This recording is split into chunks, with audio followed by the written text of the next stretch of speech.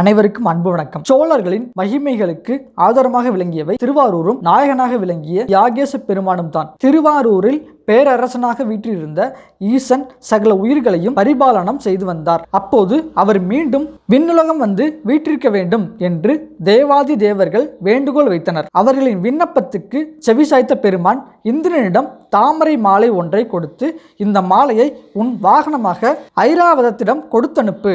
அது யார் கழுத்தில் மாலையிடுகிறதோ அவரிடம் இந்த திருமண்டலத்தை ஒப்படைத்துவிட்டு நான் வருகிறேன். இந்திரனும் அவ்வாறே செய்தான். ஐராவதம் யானை வீதி எங்கும் ஓடியது. காண்போர் அஞ்சும்படி ஓடி வந்த யானையை கண்டு எல்லோரும் அலறி ஓடினர். அது நகரம் விட்டு நீங்கி காட்டுக்குள் நுழைந்தது. அங்கே ஒற்றை மரத்துக்கு அடியில் தவம் செய்து கொண்டிருந்த ஒரு இளைஞனின் கழுத்தில் மாலையிட்டது. அவரும் யானையை வணங்க அவரை சுமந்தபடி ஐராவதம் ஆரூர் ஆலயத்துக்குள் நுழைந்தது. இந்திராதி தேவர்கள் எதிர்கொண்டு அழைக்க அந்த இளைஞன் ஆரூர் பெருமானின் அடிப்பணிந்தார். அபிஷேக மண்டபத்தில் தேவர்களும் ரிஷிகளும் ஆரூர் நகர மக்கள் கூடி நிற்க வசிஷ்டர் பேசினார். ஈஸ்வர நிந்தையால் வீரகேது என்னும் சிவகணத்தார் சித்திரசேனன் என்னும் கந்தர்வனாக பிறப்பெடுத்தார். அவர் முன் செய்த பாவத்தை தொலைக்க பூமியெங்கும் சுற்றி வந்து இறுதியில் ஆரூரை அடைந்தார். தவம் இருக்க ஏற்ற இடம் என்பதை உணர்ந்த அந்த கந்தர்வன் இங்கேயே பல காலமாக தவமிருந்து மானிட வடிவம் பெற்றார். அவரையே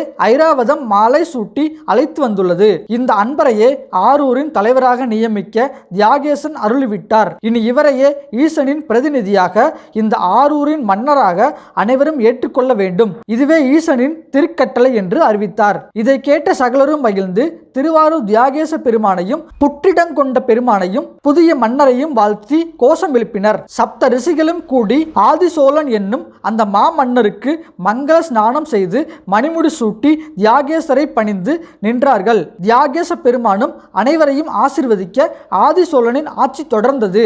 இவரிலிருந்து தொடங்கியதே பிராணகால சோழர்களின் ஆட்சி நடைபெற்றது. பிராணகால சோழர்களின் சிறந்தவர்களாக மனுநீதி சோழன், இஸ்வாக்கு, ககுத்தன், மாந்தாதா, முசுகுந்தன், சிபி, ராசகேசரி, பரகேசரி, கந்தன், காகந்தி, தூங்கையில் எறிந்த தொடித்தோட் செம்பியன், பான ஊர்தி செலுத்தினோன், சூளாமணி, வீரவாதித்தன், சூரவாதித்தன் ஆகியோரை குறிப்பிடலாம். பின்னர் தோன்றிய முற்கால சோழர்களில் இளஞ்சேட் சென்னி, கரிகாலன், கிள்ளிவளவன், தித்தன், பெருங்கிள்ளி, நல்லுத்தரன், கோப்பெருஞ்சோழன், கோச்செங்கனான் ஆகியோர் சிறந்தவர்கள். பின்னர் விஜயாலயன் முதலாக பிற்கால சோழ வம்சம் தோன்றி செலுத்தோங்கியது. திக்கெட்டும் புலிக்கொடி பறந்தது. ஆக சோழர்களின் மகிமைகளுக்கு ஆதாரமாக விளங்கியவை திருவாரூரும் அதன் நாயகனாக விளங்கிய தியாகேச பெருமானும் தான். நீண்ட காலம் தர்மத்தின் வழியே ஆட்சி புரிந்த ஆதித்த சோழன் ஈசனின் திருவடியை அடையும் பொருட்டு ஆட்சியை தன் மகன் சுமத்தியிடம் ஒப்படைத்து விண்ணுலகம் சென்றார். சுமதி சோழனின் ஆட்சியில்தான் எத்தனை சோதனைகள் அத்தனையும் ஆரூர் பெருமான் ஆசையால் தீர்வும் செய்தன. இதில் திருவாரூர் தியாகேச பெருமானின் தியாகராஜ லீலை பற்றி உங்கள் கருத்துக்களை எங்களுக்கு பதிவு பண்ணுங்க. எங்க வீடியோ உங்களுக்கு பிடிச்சிருந்துச்சுன்னா லைக் பண்ணுங்க, ஷேர் பண்ணுங்க. மெய்யியல் சேனலுக்கு சப்ஸ்கிரைப் பண்ணுங்க. மீண்டும் ஒரு வீடியோவில் சந்திப்போம். நன்றி.